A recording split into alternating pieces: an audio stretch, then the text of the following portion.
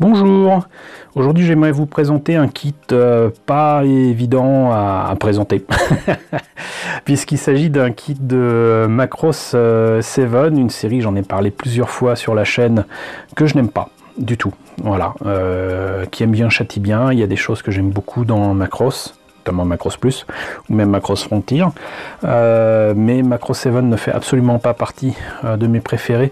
Je dirais même que c'est largement en dessous de Macross 2, c'est dire à quel point j'aime pas, mais ça ne m'a pas empêché de profiter de certaines affaires. Il y a des années, il y a une vingtaine d'années je dirais, il était quand même possible de trouver sur eBay des kits, des garage kits vraiment très sympas, et à un prix bien inférieur à celui qui était vendu à l'origine.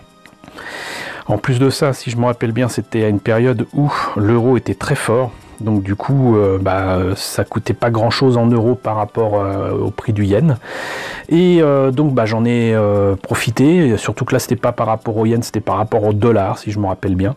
Et parmi les maquettes que j'ai acheté, que je vous ai déjà présenté, hein, du VF19, du YF19, du YF21, du VF11, etc. J'en ai même encore plein à vous présenter de Yellow Submarine.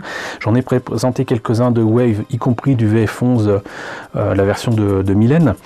Et là c'est une maquette de chez Wave en résine de, alors je serais incapable de prononcer ça correctement, Elgerzoren.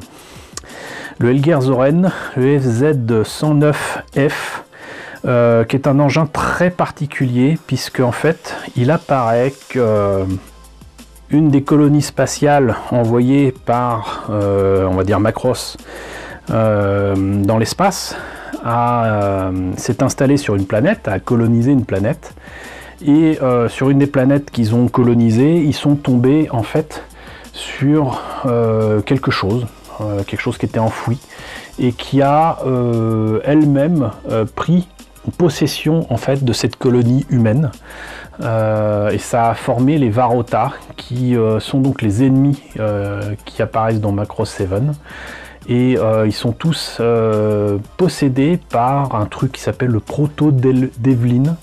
J'ose imaginer que Proto-Devlin ça doit être opposé à la protoculture, j'imagine.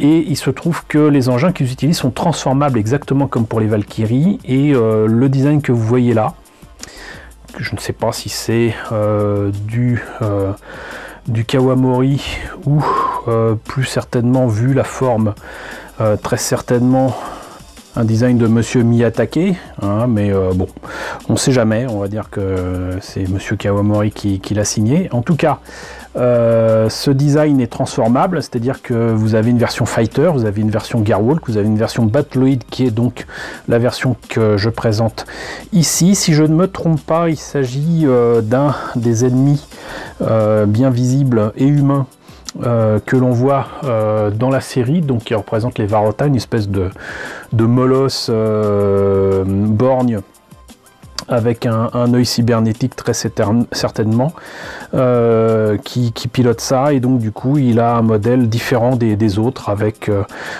des espèces d'antennes ici sur la tête qui sont différents, etc. Enfin voilà, il est un peu différent, donc c'est le FZ109F, et visiblement, très visiblement, s'ils sont transformables, c'est que c'est issu des usines humaine en fait, et ça serait développé à partir d'un modèle qui existait bel et bien, qui était le VF14, que je ne connais pas, mais qui était développé par General Galaxy.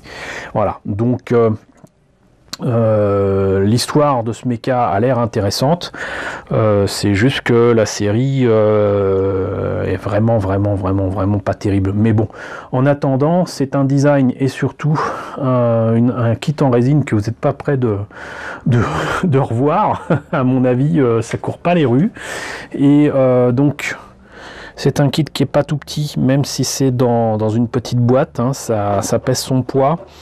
À l'époque, donc c'était milieu des années 90, c'était vendu quand même 12 800 yens, ça fait dans les 120 euros.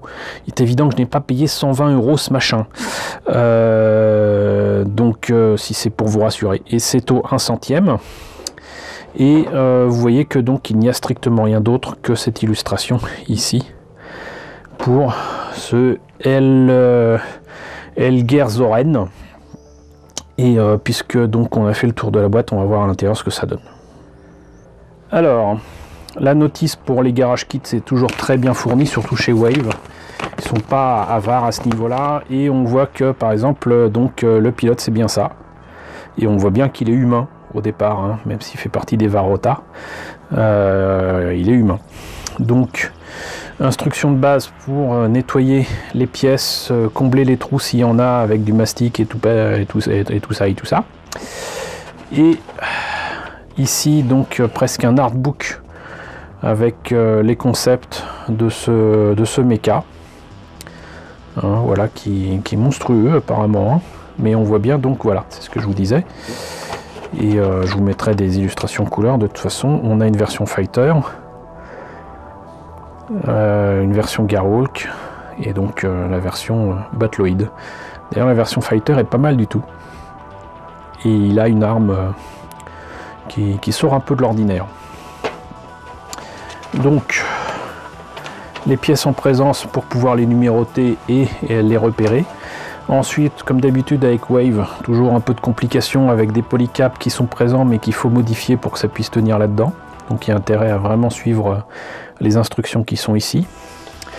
Parce que c'est un kit en résine mais il est articulé. Là on commence par les jambes. Ici on continue avec les épaules, là vous voyez. Donc il faut modifier les polycaps. Donc du coup les mimines et les bras. Ici donc le buste. Là le bassin. La tête, l'arme. Et on en a fini avec le montage et quelque part là ça me semble quand même un peu différent de cette illustration. Et là ça indique comment le colorier, on va dire, le peindre. Et il y a apparemment un petit truc à mettre ici et je sais pas s'il y a autre chose que de la peinture à mettre ou s'il y a un décalco, ça m'étonnerait même beaucoup. Les polycaps sont là, il y a même ce qu'il faut pour faire certains câbles avec une espèce de ressort. Et là je vais pas tout vous sortir parce que ça risque d'être un peu compliqué après à remettre.